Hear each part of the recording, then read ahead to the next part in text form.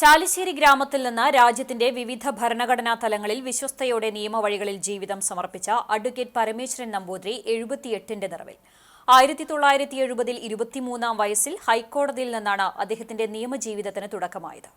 പട്ടിശ്ശേരി പാഴൂർ ഇല്ലത്ത് വാസുദേവൻ നമ്പൂതിരി നങ്ങേലി അന്തർജനത്തിന്റെ മകനായ പരമേശ്വരൻ നമ്പൂതിരി എറണാകുളം ലോ കോളേജിൽ നിന്നാണ് നിയമബിരുദം നേടിയത്. ഋഗ്വേദവും ഹൃദ്യസ്ഥമാക്കിയിട്ടുണ്ട്.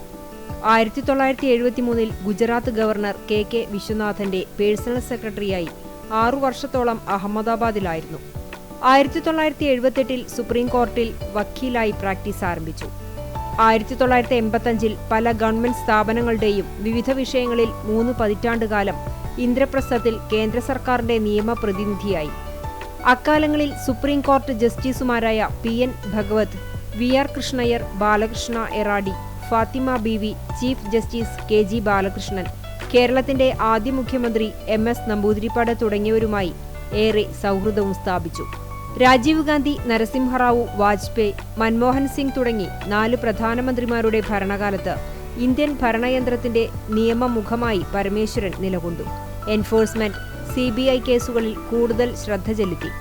3 പതിറ്റാണ്ടിലെ നിയമവഴിയിൽ 35,000-ലധികം കേസുകൾ കൈകാര്യം ചെയ്തിട്ടുണ്ട്.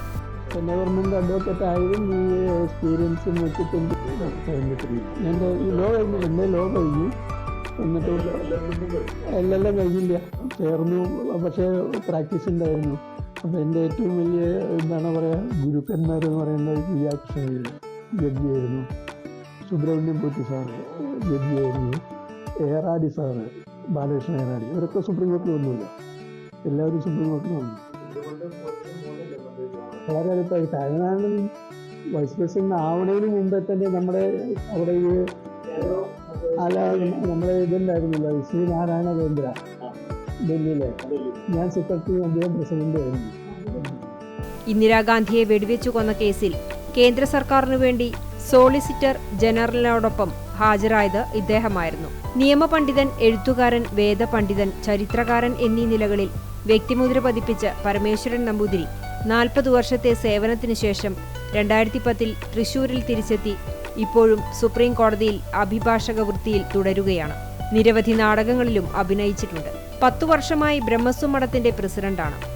വേദപഠന രംഗത്ത് ഗുരുവിനെ സ്മരിച്ചെഴുതിയ കുറൂർ ഉണ്ണി നമ്പൂതിരി സംപുടം എന്ന പുസ്തകം 2025 ജനുവരിയിൽ കേരള സാഹിത്യ അക്കാദമിയിൽ പുറത്തിറക്കിയിരുന്നു. കൂടാതെ ബ്രഹ്മസ്വം മഠത്തിലെ നൂറ്റാണ്ടുകൾ പഴക്കമുള്ള താളിയോല ഗ്രന്ഥങ്ങൾ വരും തലമുറകൾക്ക് ഉപയോഗിക്കാൻ കഴിയുന്ന തരത്തിൽ ഡിജിറ്റലൈസേഷൻ ചെയ്യുന്ന കർമ്മ പദ്ധതിയിലാണ് ഇപ്പോൾ പരമേശ്വരൻ നമ്പൂതിരി.